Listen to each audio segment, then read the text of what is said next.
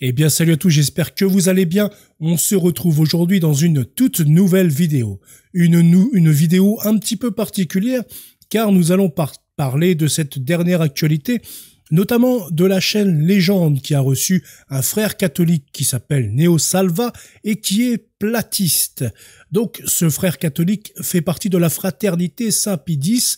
Nous pouvons donc retrouver ce frère catholique sur sa chaîne Neo Salva. Il fait de temps en temps des reportages ainsi que des chapelets publics, bien souvent en compagnie de Cassandre Fristo. Cassandre Fristo, c'est celle qui a reçu des condamnations pour une simple pancarte.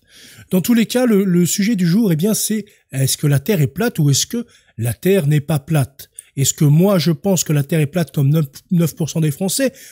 Ou est-ce que je pense que, au contraire, elle est sphérique? Eh bien, je vais peut-être vous surprendre pour certains, ou pas du tout pour d'autres. Je ne crois pas en la Terre plate, pour ma part. Et c'est pour cette raison que je vais vous lire un article que j'ai relayé, eh bien, sur Le Catho, à ce sujet, pour montrer les arguments, eh bien, pour une Terre sphérique. Il faut savoir, donc, comme l'article le stipule, avant toute chose, que la Terre soit plate ou bien qu'elle soit ronde, ce n'est pas considéré comme étant un enseignement fondamental de l'Église catholique.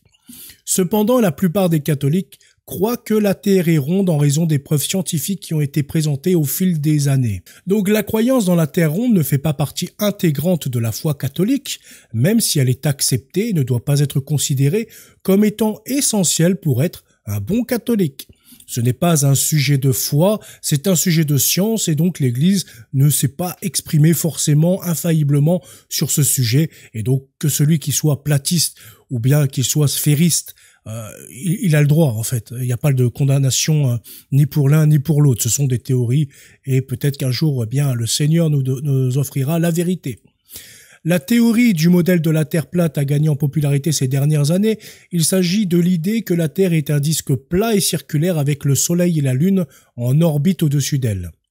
Des variantes de cette idée ont été soutenues par des personnes il y a des milliers d'années parce qu'elles ne disposaient pas de méthodes technologiquement plus avancées pour examiner bien notre monde. Par exemple, aujourd'hui, nous pouvons le voir également chez les sédévacantistes, il y a une espèce de fascination pour la Terre plate. Et également dans les milieux tradis de la FSSPX, il y a également certains conciliaires qui sont platistes. Avec la navigation mondiale, les progrès de l'astronomie, de la science, des voyages spatiaux, de la géocartographie, des avions à réaction, etc., la théorie de la Terre plate a été largement débunkée, voire détruite. Néanmoins, malgré les preuves, certains tenants de la Terre plate se donnent beaucoup de mal pour établir la véracité de leur théorie. Et peu importe ce que la science présente pour soutenir bien que la Terre est sphérique, elle est rejetée comme inexacte ou conspiratrice. Alors, la Terre est-elle vraiment un disque rond et plat ou est-ce un globe comme l'affirment régulièrement les scientifiques, les astronautes, les pilotes de ligne, les capitaines de navires, les géographes et les explorateurs? Bien sûr, la Terre est un globe. Pour nous, il ne fait aucun doute. En préparation de cet article, j'ai fait quelques lectures sur le sujet et je suis allé sur un site web pro-terre-plate, tfes.org, où j'ai rejoint le forum et posé beaucoup de questions. Ils ont répondu et c'est à partir de ces réponses et de mes autres recherches que j'écris cet article. Donc l'article vient de Carm, comme je vous l'ai dit. Voilà, si vous voulez aller le lire en anglais, excusez-moi, vous pouvez, tout est indiqué ici. Là, le CARM, c'est un institut d'apologétique laïque, donc catholique. Alors, on va continuer. Système solaire à Terre plate, planète ronde, mais la Terre est un disque. Il y a beaucoup d'arguments que les partisans de la Terre plate utilisent pour rejeter la forme sphérique de la Terre et opter pour une forme plate. Je ne pourrai pas tous les aborder, il y en a beaucoup. Je ne pense pas que cela vaille la peine de développer tous ces efforts. J'ai donc décidé de me concentrer sur les arguments qui démontrent que la théorie de la Terre plate ne peut être vraie. Ensuite, j'aborderai les passages bibliques utilisés à l'appui de la théorie de la Terre plate. Selon la théorie de la Terre plate, le Soleil et la Lune tournent tous deux autour d'un point orbital commun situé au-dessus de la surface plane de la Terre. Comment alors l'ombre de la Terre se déplace-t-elle sur la Lune lors d'une éclipse? Elle ne le peut pas. Comme vous pouvez le voir sur l'image à droite, Dans le modèle de la Terre plate, le Soleil et la Lune sont au-dessus du plan de la Terre. Il est impossible que l'ombre de la Terre apparaisse sur la Lune lorsque la Terre n'est pas entre le Soleil et la Lune. Le modèle de la Terre plate ne fonctionne tout simplement pas lorsque nous observons les éclipses. Problème avec la Terre plate, suspension au-dessus de la Terre. Dans le modèle de la Terre plate, le Soleil et la Lune orbitent autour d'un point commun, selon les lois de la physique. Ils auront tendance à s'écarter les uns des autres en raison de la force centrifuge. Pour rester en place, ils doivent avoir une force égale et opposée qui les maintient en place. Il s'agit donc de la gravité. Dans ce cas alors, pourquoi le Soleil et la Lune ne s'écrasent-ils pas sur la Terre, puisque la force gravitationnelle des trois corps les rapprocherait? Les réponses que j'ai lues disent qu'elles ne le savent pas et qu'il doit y avoir une force invisible entre les corps célestes qui les maintient en place. Mais bien sûr, il s'agit là d'un appel à l'ignorance. Nous connaissons la gravité. Certains spécialistes de la Terre plate nient également son existence. Nous savons que la force de la gravité est inversement proportionnelle au carré de la distance, un des deux. Nous connaissons sa force. Chaque corps céleste exerce une force gravitationnelle sur chaque autre corps céleste. Par conséquent, le Soleil et la Lune doivent exercer une force gravitationnelle sur la Terre et la Terre exerce une force gravitationnelle sur le Soleil et la Lune. Par conséquent, le Soleil et la Lune devraient s'écraser sur la Terre plate, mais ils ne le font pas. Donc encore une fois, le modèle de la Terre plate échoue. Une réponse proposée comme une possibilité est la théorie de la suspension photoélectrique. Elle affirme que les photons, donc les lumières, peuvent exercer une force sur la matière, pression de radiation, ce qui maintient le Soleil et la Lune au-dessus de la Terre. Mais dans la théorie de la Terre plate, le Soleil et la Lune sont de la même taille. La Lune n'émet pas de lumière. Elle reflète la lumière. Ainsi, la théorie de la suspension photoélectrique ne pourrait pas expliquer pourquoi la Lune reste au-dessus de la Terre. La mécanique quantique décrit certaines relations inhabituelles avec l'effet des photons sur les électrons. Mais le momentum est incroyablement faible et ne suffit pas à maintenir une masse énorme comme le Soleil et la Lune au-dessus de la Terre. L'idée que la lumière générée par le Soleil est suffisante pour contrer l'énorme effet gravitationnel entre le Soleil et la Terre ne peut pas être vraie. Cette théorie de la Terre plate ne fonctionne donc pas. Si nous pouvons voir la Lune de jour comme de nuit, alors pourquoi ne pouvons-nous pas également voir le Soleil de jour comme de nuit dans le modèle de la Terre plate? Le Soleil est brillant et émet plus de lumière que la Lune n'en reflète. Donc si la Terre était plate, tout le monde devrait être capable de voir le Soleil, même la nuit. Mais ce n'est pas le cas, donc cette version de la Terre plate échoue également. Les problèmes de la Terre plate concernant le lever et le coucher du Soleil. Si la Terre était plate et que le Soleil et la Lune étaient suspendus au-dessus de la Terre, alors le lever et le coucher du Soleil ne seraient pas possibles. C'est pourquoi un autre modèle de Terre plate a été proposé, dans lequel le Soleil et la Lune orbitent de telle manière qu'ils se déplacent sous le plan de la Terre. Mais si tel était le cas, il y aurait des perturbations gravitationnelles. C'est au-dessus de la Terre que le Soleil et la Lune sont le plus éloignés de celle-ci. La force de gravitation sur la Terre serait moindre que lorsqu'il passe à proximité du plan de la Terre sur ses bords pour passer en dessous du plan. Cela entraînerait une perturbation orbitale du Soleil et de la Lune, telle qu'une augmentation de la vitesse du Soleil et de la Lune lorsqu'ils s'approchent du plan du disque au moment de leur coucher, car ils sont plus proches du bord du disque. C'est à ce moment-là que la gravité serait plus forte. De plus, avec le lever du Soleil et le lever de la Lune, il y aurait un effet d'augmentation de leur vitesse lorsqu'ils se rapprochent du plan de la Terre, et il ralentirait lorsqu'ils s'élèvent au-dessus de son plan, mais nous ne voyons pas une telle perturbation de l'orbite et de la vitesse du Soleil et de la Lune. Par conséquent, ce modèle ne fonctionne pas non plus. Problème avec la Terre plate, étoile du Nord et étoile du Sud. Crux polaris de la Terre, pôle Nord et Sud. Si la Terre est plate, alors les observations du monde entier devraient pouvoir voir l'étoile polaire la nuit. Mais ce n'est pas le cas. Ceux de l'hémisphère Sud ne peuvent pas voir Polaris, l'étoile polaire. De même, si la Terre est plate, les observatoires de l'hémisphère Nord devraient être en mesure de voir l'étoile du Sud, Crux, qui se trouve dans l'hémisphère Sud. Mais ce n'est pas le cas. En outre, le fait que les étoiles tournent autour de l'étoile polaire dans l'hémisphère nord et de l'étoile polaire dans l'hémisphère sud s'explique mieux par le fait que la Terre est un globe. Si la Terre était plate, comment pourrait-il y avoir deux étoiles autour desquelles le reste des étoiles tourne? Cela n'a absolument aucun sens dans un scénario de Terre plate. Les problèmes avec la Terre plate, la conspiration, la fameuse. Les adeptes de la Terre plate affirment qu'il existe une conspiration mondiale, sans jeu de mots, dans laquelle la vérité sur la Terre plate a été supprimée. Lorsque j'ai demandé quelle était la raison de cette conspiration, on m'a répondu que la NASA et d'autres agences gouvernementales recevaient de l'argent sur la base du modèle Terre-Globe. Ils peuvent donc justifier la dépense de milliards de dollars pour des voyages spatiaux bidons, des alunissages truqués et de la pseudo-science. Eh bien, il est difficile d'argumenter avec quelqu'un qui croit que tout est une conspiration et qui dit des choses comme « ils », donc les gens qui affirment que la Terre est un globe, défendent des dogmes de l'enfance qui ont été transmis d'une génération à l'autre depuis les Grecs anciens. Incroyable. Donc, quelles que soient les preuves, tout fait partie de la grande conspiration et nous, les mondialistes, croyons aux dogmes de l'enfance. Néanmoins, il y a un autre problème avec l'idée de la théorie de la conspiration. Il y a des milliers de personnes qui occupent des emplois de pilotes de ligne, de capitaines de navires, de géomètres, d'astronomes, d'astrophysiciens, etc. Si la Terre était plate, leur profession révélerait sans aucun doute ce fait. De plus, pour que la conspiration mondiale soit maintenue, il faudrait qu'ils travaillent tous ensemble pour faire avancer cette conspiration. Il faudrait donc que des milliers de personnes soient dans le coup.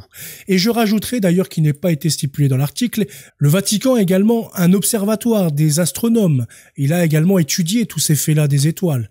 Je ne pense pas que le Vatican ait caché le fait que la Terre soit plate. Il n'y a aucun intérêt. Et quand je parle de Vatican, l'observatoire remonte à de très nombreux siècles. Donc nous ne parlons pas d'ici de Vatican II. Tous les papes n'ont jamais nié que la Terre était sphérique, et leurs observatoires non plus. Mais pourquoi ferait-il cela? Qu'y a-t-il à gagner dans une telle tromperie mondiale? Les spécialistes de la Terre plate disent que c'est parce qu'ils sont trompés ou qu'ils font partie d'une conspiration mondiale afin de pouvoir conserver leur prestige, leur argent, leur pouvoir, etc. Bref, nous avons compris concernant ce fait-là. La Bible et la Terre plate. La Bible enseigne-t-elle que la Terre est plate? De nombreuses personnes pensent que oui. Examinons donc certains des versets utilisés par les partisans de la Terre plate pour voir si la Bible enseigne que la Terre est plate. Firmament, expanse, qu'il y ait une étendue au milieu des eaux et qu'elle sépare les eaux d'avec les eaux. Et sépara les eaux, etc. Je vous laisse lire, ou mettre pause si vous voulez lire tout. Et qu'il soit des luminaires dans l'étendue. De nombreux adeptes de la Terre plate font appel à la Bible, où l'on utilise le mot firmament, expanse, selon la traduction, pour soutenir l'idée que la Terre est plate et qu'elle est recouverte d'un dôme firmament solide. Un résumé, une partie de la création de Dieu qui séparait les eaux en dessous et au-dessus, Genèse, l'étendue est appelée ciel, Dieu a fait des lumières dans l'étendue des cieux, les oiseaux, et je vous laisse lire la suite.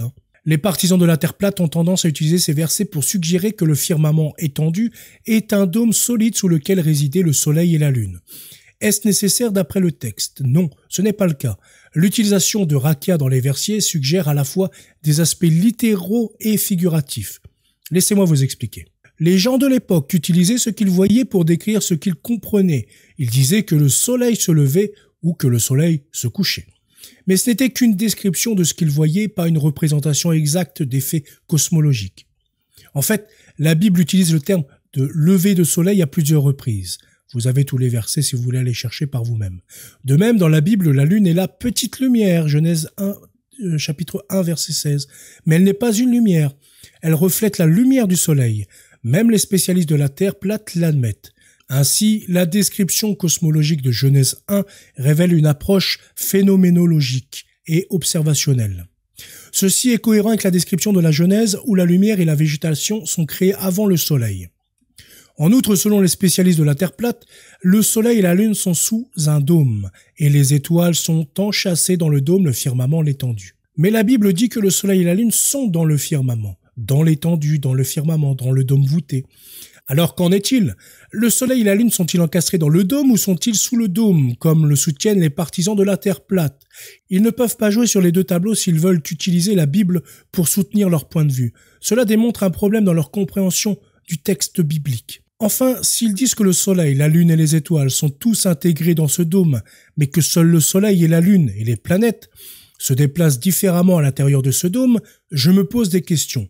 Comment savent-ils que c'est vrai et pourquoi le Soleil, la Lune et les planètes bougent-ils différemment des étoiles dans le même dôme? Jusqu'à présent, je n'ai lu aucune réponse permettant de traiter rationnellement ce problème. Voici quelques-unes des preuves de la Terre ronde. Les photos prises de l'espace montrent clairement la forme ronde de la Terre, live YouTube de l'espace aussi. La chute de gravité à mesure que l'on s'éloigne de l'équateur est une autre preuve de la rondeur de la Terre. Les ombres projetées au cours de la journée varient en fonction de la position de la Terre par rapport au Soleil, ce qui indique également que la Terre est ronde.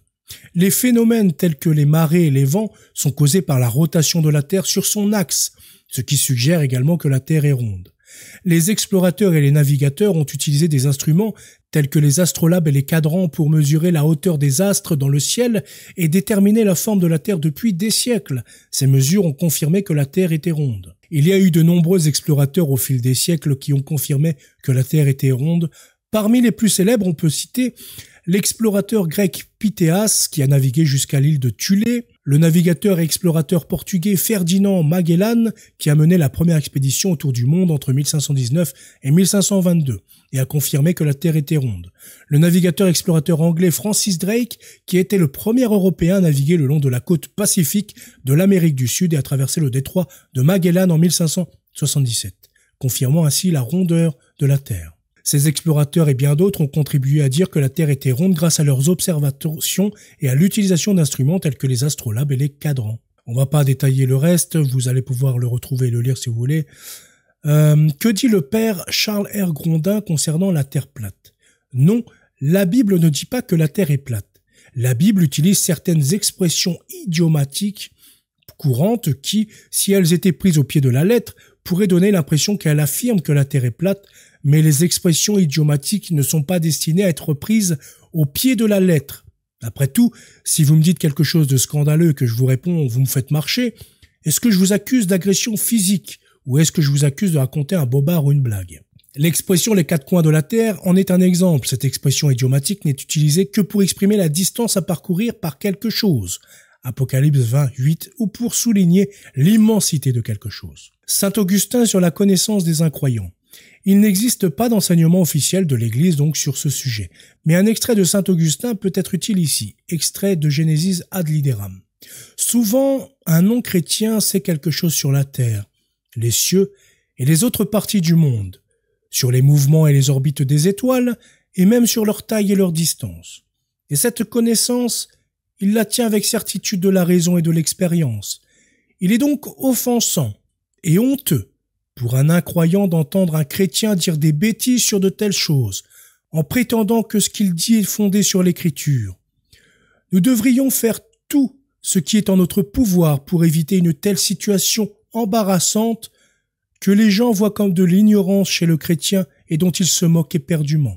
La honte n'est pas tant que l'on se moque d'une personne ignorante, mais plutôt que des personnes extérieures à la foi croient que nous avons de telles opinions et en conséquence que nos enseignements sont rejetés comme étant ignorants et non instruits. S'ils trouvent un chrétien dans l'erreur sur un sujet qu'ils connaissent bien et qu'ils l'entendent soutenir ses opinions insensées comme étant fondées sur nos enseignements, comment vont-ils croire ces enseignements sur les questions concernant la résurrection des morts, l'espoir de la vie éternelle et le royaume des cieux, alors qu'ils pensent que ces enseignements sont remplis de sophismes sur des faits qu'ils ont appris par l'expérience et la raison? Je vais juste lire l'Erdafel allemand au XVe siècle.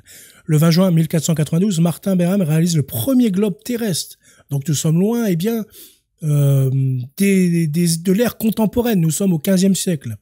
À Nuremberg, le 20 juin 1492, soit quelques semaines avant la découverte du Nouveau Monde par les Européens, le cartographe et navigateur Martin Béram acheva la réalisation du premier globe terrestre. Ce globe d'un diamètre d'environ 50 cm est aujourd'hui conservé dans sa ville natale. La rotondité de la Terre mise en évidence 2000 ans plus tôt ne fait alors aucun doute pour personne.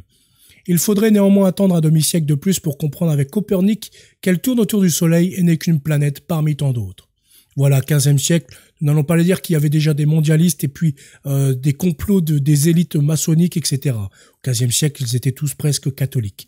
Et il y avait des papes et tout le monde veillait à ce qu'il n'y ait pas d'erreur ou d'hérésie ou de blasphème. En résumé, donc, il n'y a pas de preuve scientifique convaincante de la planète de la Terre.